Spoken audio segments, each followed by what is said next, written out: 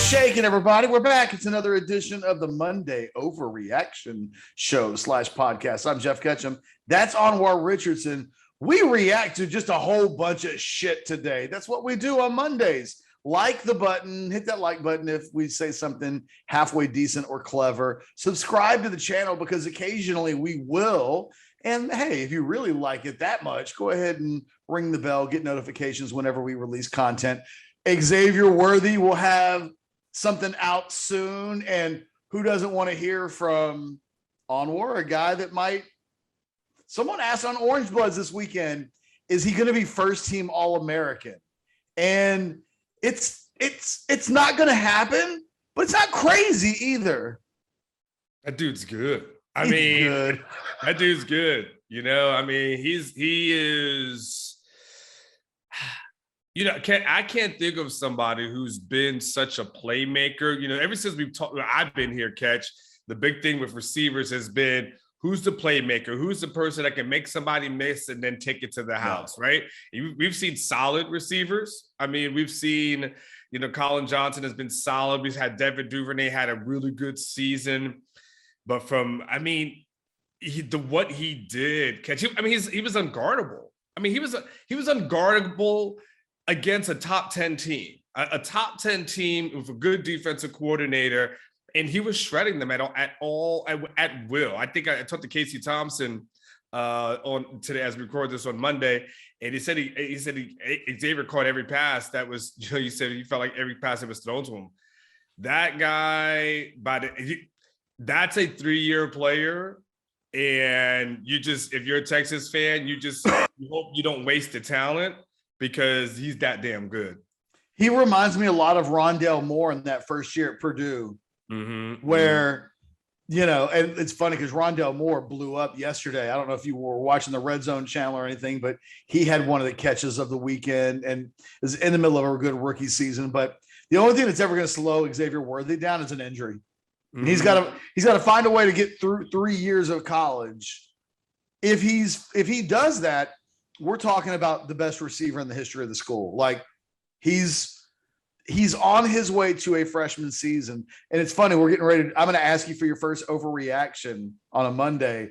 Xavier kind of pops up organically. None of that feels like an overreaction. Like we're not overreacting. He is really good. He's first in the Big 12 in receiving yards, first in the Big 12 in receiving touchdowns, second in the conference in yards per catch. I mean, he's checking the boxes of everything that you want from any receiver, regardless of what year they are.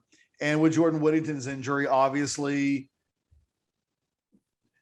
I don't want to say the pressure, but the responsibility of what he has to do, I think, week in and week out now changes a little bit. And if Saturday against Oklahoma was an indication of what he's going to do, watch the hell out. Yeah, because if the guys for OU are struggling to match up against him, I mean, there's not too many other great defenses left on the schedule that Xavier Worthy can't get off. I mean, he is, and look, and people will try certain things, right? They'll try to do some cloud and try to do, you know, maybe sneak over there and try, but if given time, if Casey Thompson has some time and he can let Xavier work just a little bit.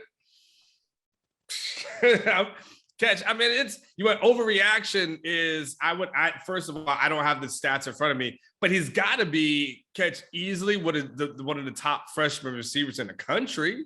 He's one of the top receivers in the country, not freshman. Okay, let's scratch that. So yeah, I mean, he's you know, it's the only bad part about his performance on Saturday is that they didn't win. Yeah, but that's the only bad part is you know, it's not because of him.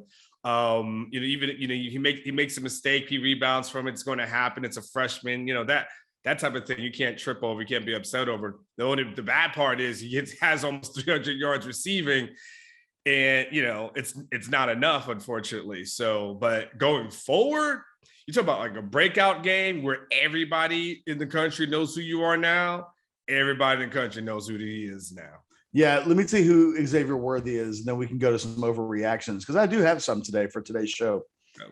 He's the guy, on the Oklahoma side of this, when you win a game like that, you just kind of bask in the glory of winning for about 24 to 48 hours. And eventually, like that starts to wear off a little bit. And then you can kind of really talk about the game. Xavier Worthy is a guy that in Norman today, there's a whole lot of people around the water cooler, if you will, who were like, that dude, holy crap, where did he come from? Mm-hmm. How did that? I don't want to we have to play him 2 more times. You know what I mean? Like he was the showstopper for the Longhorns. I mean, on a team with Bijan Robinson and Casey Thompson and a number of other really talented guys on that offensive side of the ball. I mean, he was historically good on Saturday. And he's what we're used to seeing on the Oklahoma side, right? The Hollywood Brown, CD Lamb, where you're just like, golly, that person's next. Yeah, OU fans, that's what it was like to play CD Lamb. Yeah. If you ever want to know like how it feels you now know, because Texas fans did that with CD Lamb a couple of years ago, where it was like, Jesus, dude, just go to the NFL already.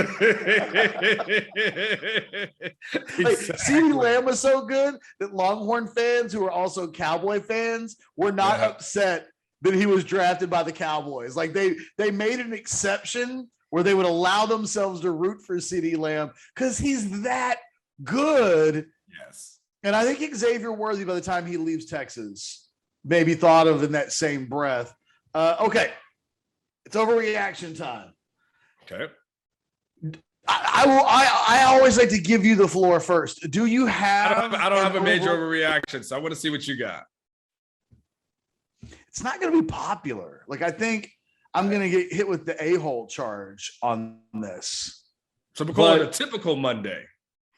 Yes, otherwise known as Monday.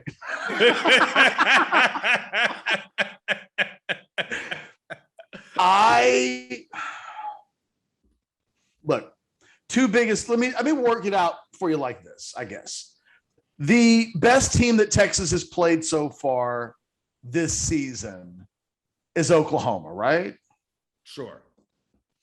The best team, the second best team that Texas has played so far this season is Arkansas, correct? Correct. Okay. If you look at the guts of the two most, I won't say important games, because some people would argue that TCU is more important than Arkansas. And I can hear that. So against the two best teams that Texas has played against so far this season, the Arkansas game was mostly decided first through the third quarter. That's the guts of that game. And no disrespect to the fourth quarter, but what really mattered in that game was 1 through 3. When you look at the Oklahoma game on Saturday, Texas gets off to the best start in the history of, well, you could make a case that in 1995, Texas went up 21-0 in the first quarter against Oklahoma, tied that game 24-24. So it's not the first time the Longhorns have blown a 21-point lead. They just didn't lose that game. But it's weird that the two best starts in the history of this game, really, Texas wasn't able, on the Texas side of things, not able to hold on to it. But once you get beyond, sorry, I'm rambling a little bit. Once you get beyond the Texas 28-7 part, where Texas was unbelievably good, then the game slows down and it becomes a game in the second quarter, in the third quarter, and in the fourth quarter. And in the guts of that game on Saturday, for 45 minutes, Oklahoma was better 45-20. And when you look back at that Arkansas game and realize, well, again, in that Arkansas game, it was like 33-7 going into the fourth quarter. 75% of the two toughest games that the Longhorns have played this season, they were outscored 78-27 over 6 quarters. Now, I'm not going to scream panic. It's not that I'm suggesting that Texas can't win out. It's simply this. Against the best teams that Texas is playing, away from home no less, they're just not playing a good enough brand of football, period. Not on offense, not on defense, not on special teams. I'm not – 78-27 is ugly. Ugly. If that number was cut in half, if it was just 48-27, it doesn't stand out to me. Over the course of 6 quarters against the 2 best teams that you've played, to be outscored by 51 points is damning to just the level of play that you're playing at. And there's a lot of things I like about this Texas team, Anwar, but that is incredibly alarming because that points to, I don't think this team running the table. I guess it's a long way for me to go, get to. This team's not done losing if they don't start playing a lot better consistently in the toughest against the best teams they're going to see this season. One, I won't disagree with you, and two, what I'll add up to me is the concerning part about it, Ketch. TCU is kind of, a back and forth kind of, game. It's fairly close throughout that. I'm okay with that.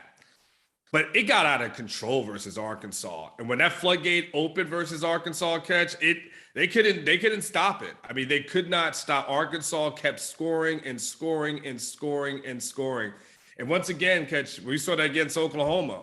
Once the floodgates started opening, they could not shut it. And OU started doing what they wanted, when they wanted, winning 50-50 balls. The run game starts getting hot. We see something, Ketch, that we have never seen. I cannot think in all the years that I've covered sports, Ketch, and I've asked other reporters, and I may have done this after our game, I can't remember seeing a walk-off rushing touchdown to win a game. Technically, you still haven't. Technically, you still haven't because they still had 3 seconds on the clock. They put some time back on, yes. So technically, it wasn't official. I'm just saying, I'm nitpicking. I'm splitting hairs here. I've never seen a game-winning rushing touchdown with 10 seconds left. Not what you think. Okay, they're probably just going to try to get maybe some field position. A ballsy call to say, you know what, we're going to actually run this play because we've gashed them before, and I feel like we can gash them again. I think one of the worst things about that play is if you go back and watch it, really watch it, there were some dudes that quit on that play. Mm-hmm. And I mean, guys that effort-wise just didn't care. Maybe didn't care. They didn't have it in them to want to compete and finish that play. And look, that's what happens when you give up 339 yards rushing. Yeah. That's the other team taking your spirit and your will away. And, I don't know how big of an overreact. It's like I wrote in my column. Look, Texas is going to blow, and they got 6 regular season games left. They're blowing 3 of those teams out because they're so good offensively that I think they've got a couple of 70 to something games in them. But if you have good personnel up front on defense and you have any kind of offense at all right now, you can probably if Texas doesn't play an A game, you can beat Texas. Maybe it's you beating them in a shootout. Maybe it's you beating them in a weird, junky kind of game. But, and Texas, they've now played away from home 3 times this season. And those 3 performances are light years away from what they've been doing at home. They've been legitimately out of this world good. That's why I think they beat Oklahoma State on Saturday And I don't really blink talking about that prediction early on. Like, I think they're going to beat Oklahoma State on Saturday. They may blow Oklahoma State out. This is legitimately an offense with special offensive skill personnel. I mean, you may be talking about at the end of the season, Texas has the first team all Big 12 quarterback, one of the two running backs, and Xavier Worthy if the season today makes that team. So, and offensively, they're doing things that only the 2005 national championship Texas team have ever done. But we know that if you have some hosses up front, you can completely disrupt this Texas offense.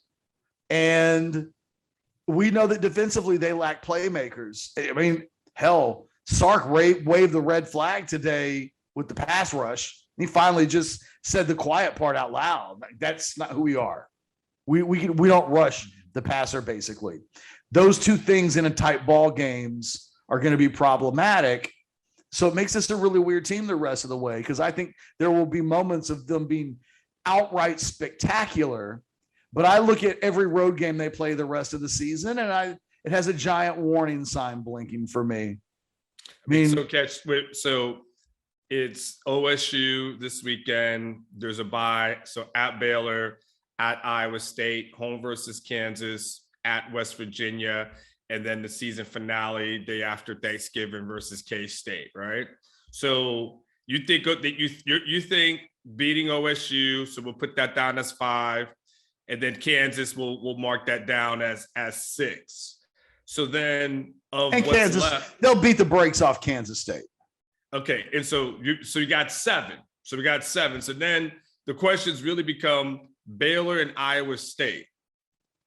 I mean, do you think they lose one of those? Yes. Okay. So then if you think they lose one of those, then that puts it at, so that puts you at eight wins then, right? No, I mean, I think 9-3 is what I picked. I think they'll lose at least one of those road. I think all 3 of those road games, West Virginia included, I think have the chance to be scary, because this Texas team hasn't proven that it can play a B+ game on the road yet. I mean, B+ probably beats Oklahoma on Saturday. I mean, God, they were atrocious on defense. And when you look at let's look at Baylor for a second. Baylor is better than Oklahoma on defense. Maybe not necessarily from an NFL personnel standpoint, but they are playing good defense. Mm-hmm. And they're capable on offense. The way this Texas defense is playing right now, capable on offense might mean they can score 30, 40 points. So, Baylor, look, I think Texas is going to beat Baylor, but on paper, Baylor has the makeup of a team, and that game being on the road, that feels like a fourth quarter game for me. Whereas I think Texas will probably win the rest of their home games by double digits every single game. And that includes Saturday against Oklahoma State. But I of the two, I think Iowa State's the game that I would pick them to lose. Mm-hmm. And then West Virginia will be a maturity game. If you show up, dick around in that game, they can make that, I think, really difficult, because defensively, they can do something to that Texas offensive line. So really, it's about what can they achieve defensively offensively against Texas. That's a question I don't have an answer to, but I think Iowa State and Baylor can both have a lot of success against the 9th best defense in the Big 12. Mm-hmm, mm-hmm. So then, I mean, at that point, Ketch, you're saying basically they win 5 out of the next 6. Yeah. Okay. Yeah. Well, I mean, and that feels, I mean, that's probably fair, right? Mm-hmm. That's not, I don't think that for a team that's 4-2, they're exactly what I think you and I both thought they would be at this point in the season. Although maybe you had them at 3-3 somewhere along the line in order for you to get to 8-4 way back in the beginning. That I know you had them losing one of the first 2. Yeah, I know you would have had them losing to Oklahoma. Yes. So it's on par with what I thought it would be, and with probably a couple of hiccups. I thought I had a TCU loss factored into there, just going off of tradition. So did I. Yeah, going off of tradition, and then and Iowa State was the other one that prior to I said Iowa State, they get good as the season goes along, and it'd be a road game, could be at Iowa night. State. That game's going to be hell for Texas. It is. Iowa State is stout up front on both sides of the ball, and they got just enough. Like that Texas defense will make Breece Hall. That he will make an Anwar mixtape against Texas if they don't start fixing their stuff. It's funny. Alex agreed with Sark in his instant reaction column to Sarkisian's press conference.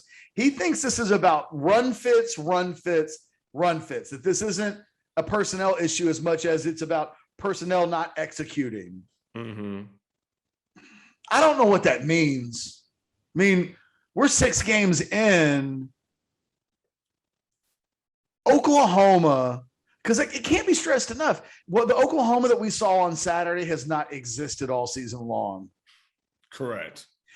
It was plain Texas that opened up, like it changes. It feels like it has completely changed Oklahoma's season. And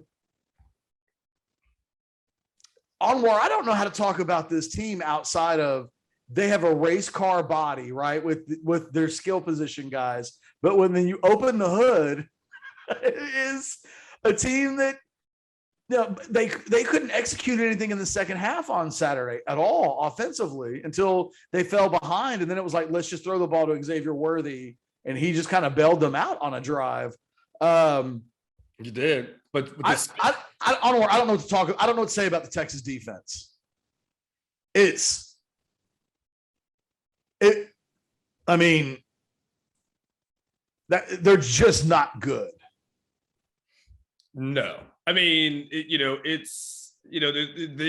they are struggling in all areas. And, I wrote this in my column and, and I joked about your reactions. I'd say I hate all season stories just because, the practice notes, unfortunately, are just, one guy going against someone, 30 times in a practice, he stands out 2 times. But, what we've learned as relates to the defensive line, where we heard about, the defensive line is dominating the offensive line all season. Well, what we can now realize is that, they dominated a really bad unit. And that was what it really was, because the defensive line has struggled. Teams have figured out some of the weaknesses of where to run on the field to exploit some of that. The secondary has struggled at times, and there was just it was tough with Caleb Williams, because when he was buying time, Ketch, he was making some incredible throws. That you talk about, that's what a 5-star looks like. When a guy picks up a ball off the ground and throws it for a touchdown, I'm like, man, I don't know what this is. Like this guy was the truth. From the first time he touched the ball and ran for a touchdown, is problematic. Now, Spencer Sanders, Ketch, he is not as good as Caleb Williams. But the thing that Sarkisian talked about that they had problems with, when he talked real quick, can I ask you a question? Yeah. Did you mean there's back-to-back Spencers at quarterback? You said Spencer Sanders. Did you mean Spencer Rattler? I meant Sanders for Oklahoma State. Oh, so you're talking, okay. Sorry. Yeah, that's okay. No, I appreciate you checking. So what I'm saying is Spencer Sanders is not like Caleb Williams. Yeah. But Spencer Sanders is a guy who likes to buy time. And when he talked about, Sarkisian started talking about how these are essentially, like, a lot of these are broken plays or off-script plays that Caleb Williams does and was able to perform. Well, Spencer Sanders will do off-script plays as well. And again, not as good and as talented, but it will be another challenge. If you're saying the weakness of your defense is when a guy makes an adjustment, your defense struggles, well, then that's going to be something that they're going to have to focus on and tighten up this week. Texas is going to blow Oklahoma State out. I really believe that. I think that if you want the most on a day when I'm like, man, because, at the root of where I am, this kind of goes back to where we've been during the offseason as well, when we have these big conversations 30,000 feet up about the Longhorns. I don't know if we're going to cover this rest of this season, cover next season, maybe even into like 2023. I don't know how Texas can be anything else other than a shiny little sports car that's capable of really on any given day, like blowing people out. But the areas where they aren't strong in, when they get matched up against real big boy competition, they'll get smashed. And to the extent where it's like, there's a world out there where Texas could go 12-0 this season, right? And they get into a playoff. Texas is that team right now that Oklahoma's been. But like Oklahoma of 6 years ago, where when they would get into the playoff, they get embarrassed. Texas is really light years away. And by light years, I mean, I don't know, 2, 3, like as long as it takes for them to supply both sides of the ball up front at better than average levels, like there's only so good that they can be. But they're going to beat the brakes off Oklahoma State this weekend. This is an Oklahoma State team that's 9th in the Big 12 in offense. So, look, Texas is going to give up some points, but this Texas offense can get around being average on offensive line because they've just got elite level skill guys, and they're a different team at home. I mean, so far this season they have been, and I think they will be again this weekend. I think Oklahoma State's a perfect matchup for Texas. I'm much worried about them going on the road than anything else. But, Oklahoma State's good on defense. So, maybe this turns into a weird game where they are able to slow Texas down like Oklahoma did in the second half. And then it's bad on bad, right? It's a bad offense against a bad defense. Mm-hmm. Yeah. Kind of favor Texas a little bit there. I mean, when they have not played, they've shown flashes on defense. I don't know. I think Texas scores. Texas will at least hit its average this weekend, and I just don't know that Oklahoma State's got 45 in them. Yeah, I don't know if they've got that kind of, and I don't think they've got enough to stop a Bijan Robinson. I don't think they've got enough to stop an Xavier Worthy. And to your point, like this defense plays a lot different, once they're here in Austin than they do. But what'll be interesting, Ketch, going forward, we always said that the Oklahoma game, even though I don't like the way they lost it, and no one would like the way that they lost it. It was a coin flip game. I'm not surprised that they lost it. But the following games, the remaining games, these are the games that Sarkisian is supposed to be the difference maker. Like, these are the games where you say, okay, all right, the Arkansas game, fine. You can tell yourself, okay, OU's a coin flip, but it's the TCUs, it's the Texas Techs of the world. It's going to be the Oklahoma States. Like, this is the thing where we can't get into where's the talent on the team? Is it a talent thing? Does he got to bring in Sark's guys? And this is where the Anwar, how many 5 stars do you need to be TCU comes into the equation. I get what you may need from a talent standpoint in order to beat the Bamas of the world or the Ohio States of the world when you want to go into a big picture conversation.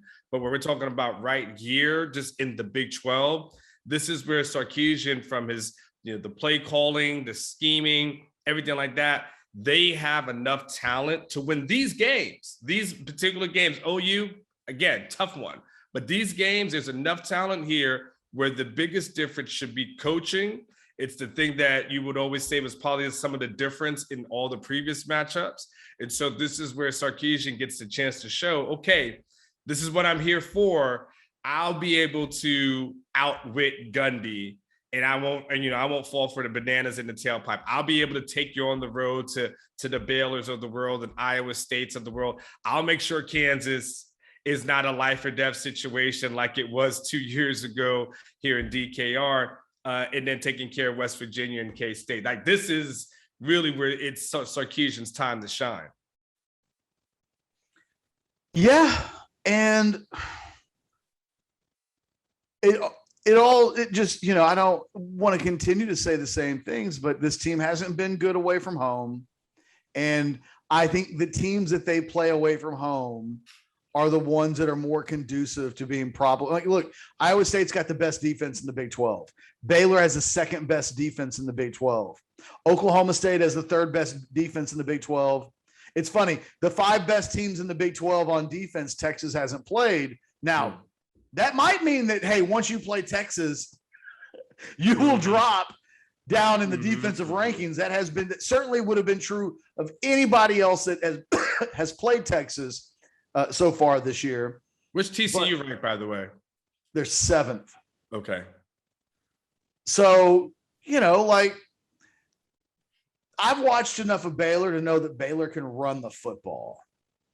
Baylor's like a poor man's Arkansas, except they might be better on defense and truly than Arkansas is, who gave up 52 points to Ole Miss this weekend. I mean, Arkansas has not been great on defense this year, except against Texas. And I know that, we don't need to relitigate what that was and who played quarterback and all of that stuff. But Texas didn't run the ball that day either. Mm-hmm. And when you look at again, there's only so much. I'm only so comfortable in the Casey Thompson thing mattering. It's hard for me to be like, oh yeah, Casey Thompson showed up, so now everything that happened against the Texas defense doesn't matter. And it's like, I pulled the stat out. Let me tell you this stat, Anwar. This one will make you quake in your boots. There's no overreaction for this. There's just the stat. Right. Against Arkansas and Oklahoma, Texas has allowed 672 yards rushing and 8 touchdowns. It's just 2 games. You said 672? 672 yards rushing in 2 games against Arkansas and Oklahoma. That is 7.6 yards per carry. And 336 yards. And you said 8 touchdowns? Yes. So 336 yards and 4 touchdowns a game as an average. 4 in both games. That's pretty atrocious. That's what TCU did against SMU in Texas. Like, we're talking about bad stuff here. And, it's like, look, I'm willing to concede on most Saturdays, Texas can blow the team's doors off with their off. You know what I mean? Most of the competition they have won't be able to do what Oklahoma did them up front. And even then, Texas still scored 48 points. Yeah. You can't completely blame the offense for what happened on Saturday. They put up points. I mean, my God, Casey Thompson threw 5 touchdown passes and is getting no love today. There are people nitpicking Casey Thompson today as if that dude didn't throw 5 touchdown passes in that game and that shouldn't have been enough. Texas is historically bad on defense right now to the point that where I'm a little uncomfortable, where I know teams can slow Texas down a little bit. But, man, Arkansas and Oklahoma are not the 2 best run teams in the country. It's not like Texas played the mid-90s Nebraska Cornhuskers in back-to-back games, and that's how you get to 672 yards, rushing yards allowed. I mean, Kennedy Brooks didn't have a 100-yard game all season. They let him go for 2 bills. So, it is – so it's the defense that holds this team back, because in any given week, they might find themselves in a shootout like this weekend where they should have won that game. 48 points should be enough to win you a damn game. I mean, come on. And if it's not, then your defense has got some real issues. And this is where Texas finds themselves with a defense that has some real issues. And that, I don't know how you turn that around where it's not a problem all season long. So, I mean, Ketch, here becomes the question. I want to ask you a question on this. Yes. What's the issue? There seems to be three potential causes for me. You can either say it's the players, and you can say you don't have them in order to get the job done. Is it schematics? You know, I've heard that, hey, guys are in, that guys are in position, they're just not executing. Or is it big picture, Ketch, where Kwiatkowski is working with guys that he never had a chance to choose because his staff was chosen for him. And I believe after he was hired, he only had the opportunity to choose one person. I mean, what do you think it is? Well, I think a week ago, Steve Sarkisian complimented Lincoln Riley for his ability to adjust his scheme around whatever he has to work with and to still come up with $1 million offense. Yeah. That is not happening right now at Texas. So whatever you would say about Pete Kwiatkowski, you wouldn't say you can just give him anything and his defense will be tremendous. So that's not happening. He's not showing up and making chicken salad out of chicken, you know what. Correct. So we can eliminate that, right? That's off the table. Some of this is personnel. I think that Texas is deficient at linebacker with Luke Brockermeyer as a starting linebacker. I mean, I think DeMarvion Overshown is an absolute plus player. I don't know that they have another linebacker on the roster that I would put in the same zip code as DeMarvion. I think that's a problem because this is a linebacker-centric scheme that Kwiatkowski has. Not having any pass rush at all. It's everything, Anwar. It's not one thing. There's not one thing that you mentioned where that's not part of the answer. Gotcha. Which, when it's everything, that's really a problem. Yeah. It's like I said. Well, I'll know more about the player portion of it soon. The thing that's concerning to me from the player portion of it, Ketch, is just seeing how this defense reacts when they start getting punched in the chest. Like I said, those are two things that I can't. You've got to execute at some point. Like there's certain things that you add at some point until you and yes, if your defensive line is not getting pressure, and the guy's just standing there. I mean, yeah, Caleb will throw up a pass and find time, and the DBs can only do so much. You got that count in your head, and after some point, you're just like, all right, what the hell is going on? Are we still playing? So it's tough. And then, but to your point, like you still got to scheme up something in order to stop them. And Kwiatkowski's not doing that. Yeah, well, clearly, right? I mean, and if he is, he's got to figure out something else, because if you give up plus 50 and nearly 700 yards of offense, clearly it wasn't working. Well, I think he wants to be bend but don't break. And I mean, we've even heard Sarkisian talk a little bit about every defensive coach wants to be good in the red zone, and they all want to force turnovers. I don't know what this defense wants to do. I mean, I don't look at it and know this is their objective.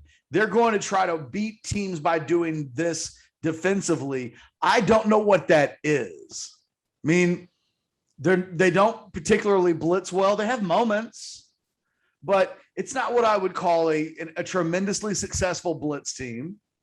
They cannot get to the quarterback with their front four, their front three, whatever, one-on-one. Those guys just are not getting to the quarterback.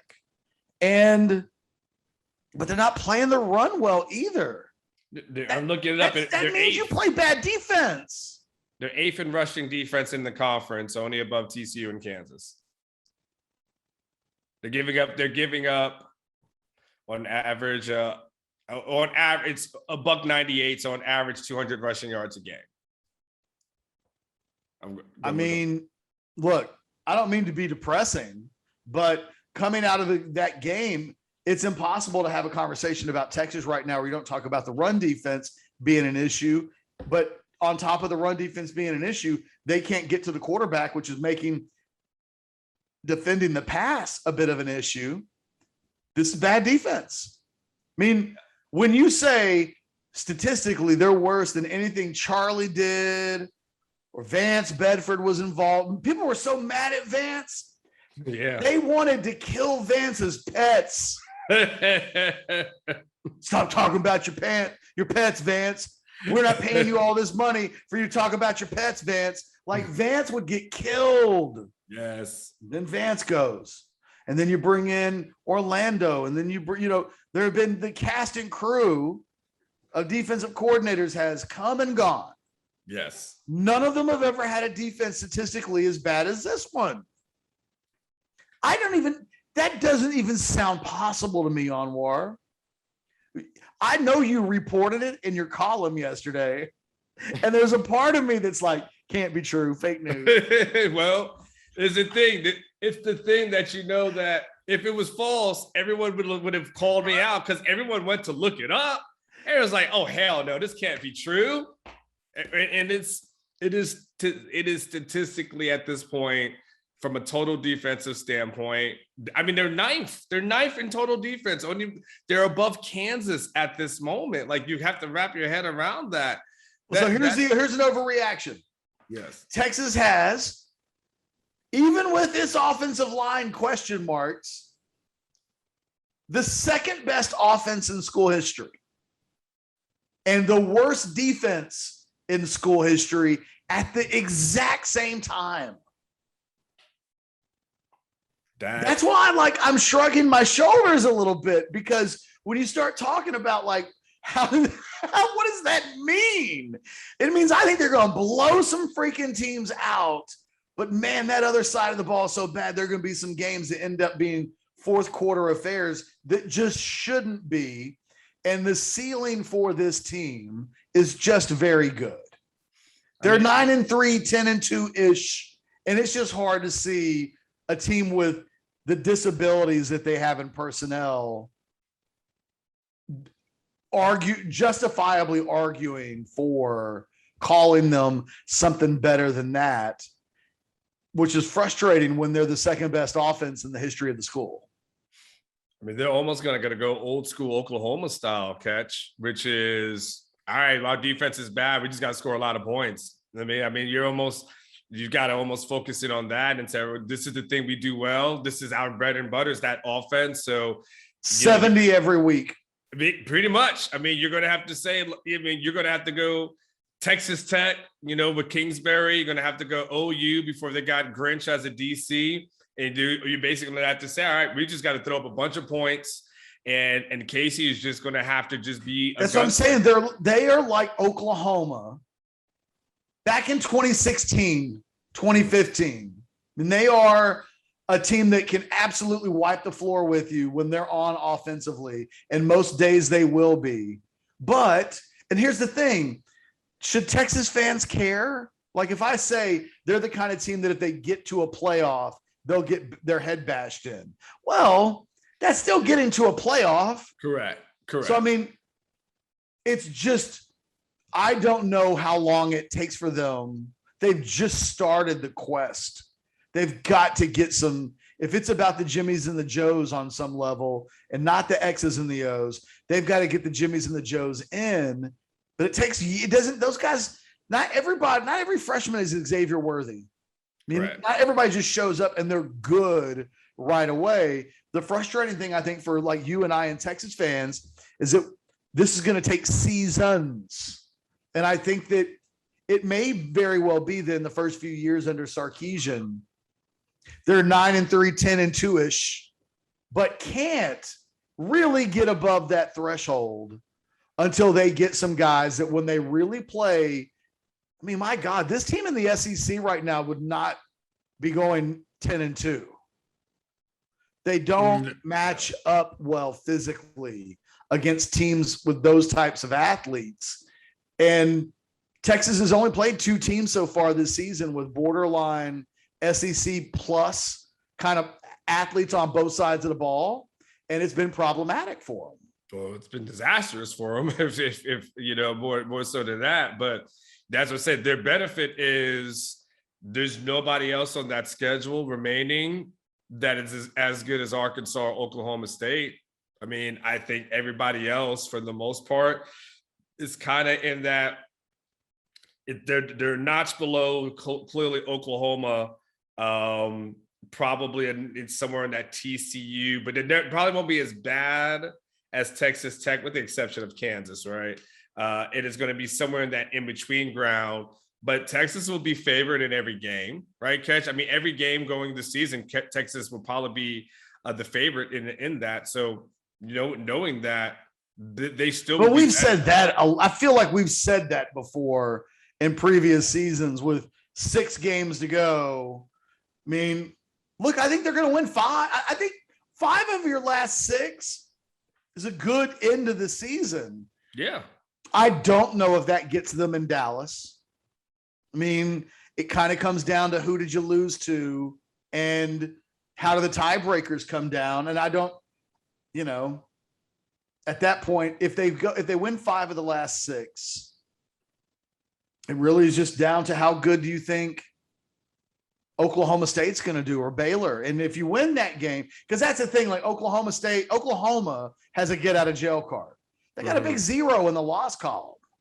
And, you know, unless there's another team that goes 1 loss, they don't have to worry about tiebreakers. Yeah. Texas does. And God, I'm telling you, that Baylor game is going to be, I'm going to pick Texas to win that game, but it's going to be a 4th quarter game.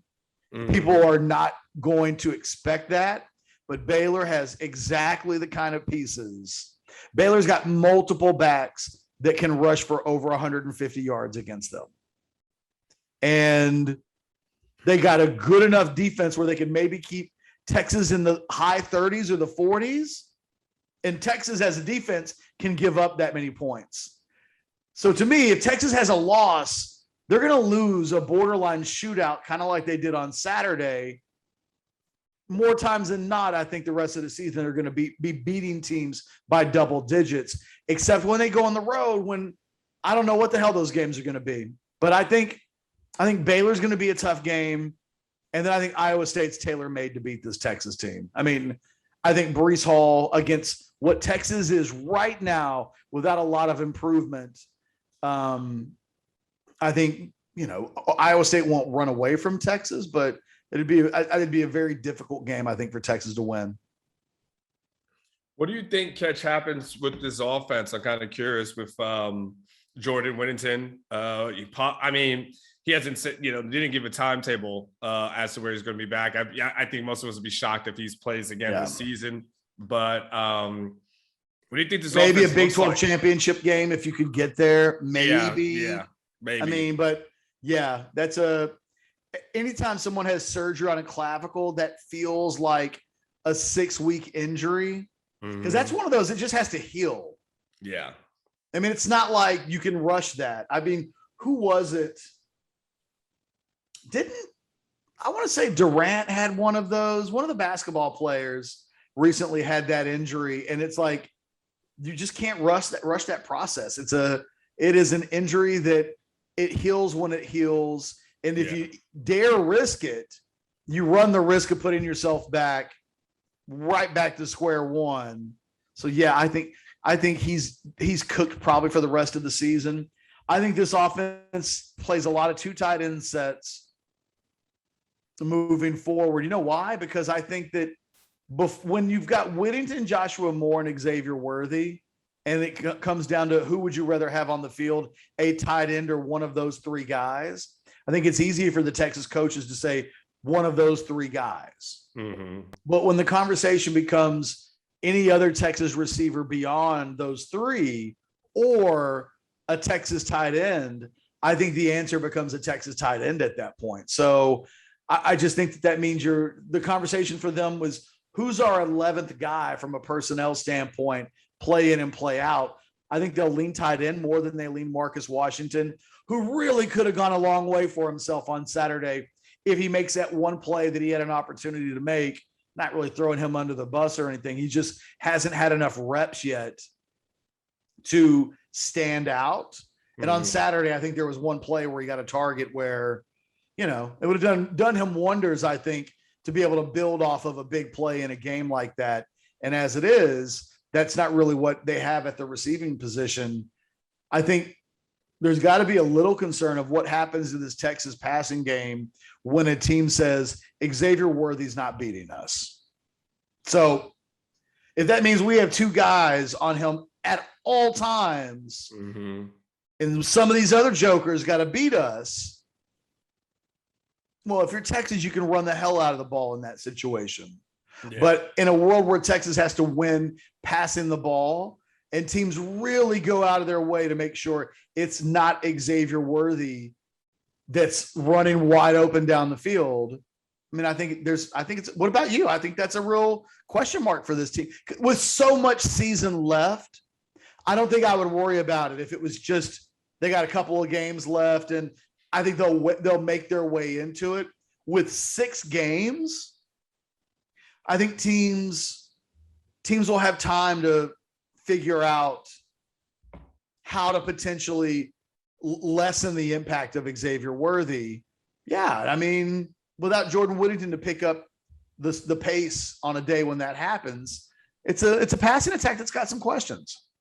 Well, yeah, and to your point, I mean, the Oklahoma State will test you. I mean, I'm looking it up now. For their passing defense is ranked 3rd in the Big 12 right now.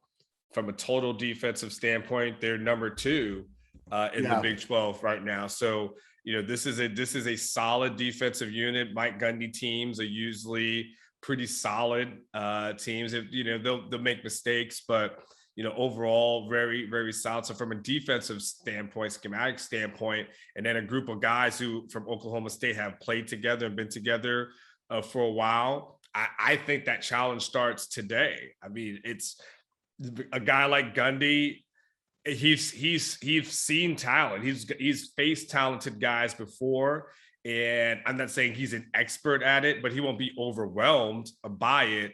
They'll put things out there and try to put things in place to make things difficult. So I think the true test of, all right, the two stars of the team have been identified, Bijan and Xavier. Like, those are the 2 guys, and everyone else is just kind of filling in.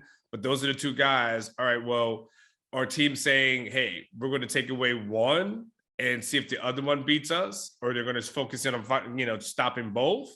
But if they're going to pick their poison, yeah, I mean, you're going to pick your poison. You probably don't want Bijan getting off as much because that just wears down the defense a little bit, and you just hope that maybe they don't connect on every pass, as relates to Xavier. It's a tough duo to stop, but we'll find out what Oklahoma State does this weekend. Any other non-UT related overreactions before we wrap things up? I want to make sure that if you've got a fantasy rant or just anything inside of you, now's a good moment.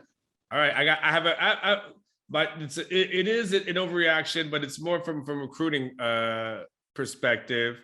One, I want us to hopefully on Tuesday, we got to do the Arch Manning conversation because that's going to be huge. And Wednesday and Thursday and Friday. Yeah. So we do that.